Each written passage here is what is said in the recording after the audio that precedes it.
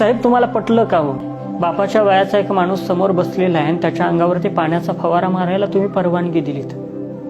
साहेब लाखोच्या संख्येने शेतकरी एकत्र आला, ट्रॅक्टर आहे, गाड्या सगळं घेऊन दिल्लीकडे आला, पण बॅरिकेड्स लावून त्याला अडवण्यात आलं।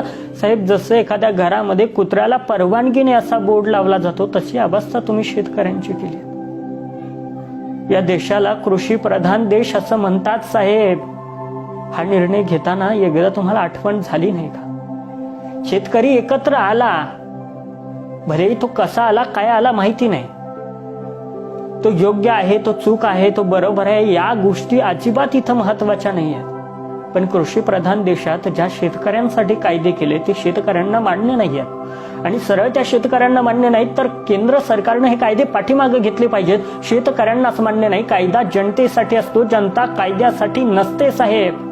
लाखोंच्या संख्येने शेतकरी एकत्र येऊन सांगतात आम्हाला हे कायदे नकोयत, आम्हाला अजिबात नाही पाहिजे। भले कायदे चांगले असतील वाईट असतील महत्वाचं नाहीये, पण जर त्या शेतकऱ्यांना नको असतील तर तुम्ही बळजबरीनं का तुमचं घोडं पळवताय साहेब? साहेब एखाद्या पिकाला जर खुरप्याचा धक्का लागला ना तरी सुद्धा तासभर हळहळ करणारा आमचा शेतकरी बाप साहेब एवढा कठोर झालाय, याच्या पाठीमागं काहीतरी कारण असलंच पाहिजे।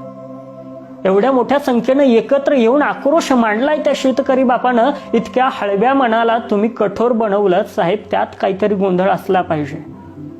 मी अनेकदा सांगत असतो शेतकरी मेहनतीच्या बाबतीत कमी पडलाच नाही, कारण की सकाळी 7-8 वाजल्यापासून तो शेतात आहे, संध्याकाळी 10-11 वाजेपर्यंत एवढंच काय, तर ज्यावेळेस लाईट येईल त्यावेळेस शेतकरी वावरात आहे। 1 वाजलेला असो 12 वाजलेला असो कधी शेतकरी वावरात आहे। शेतकरी मेहनतीच्या बाबतीत कमी पडलाच नाही साहेब।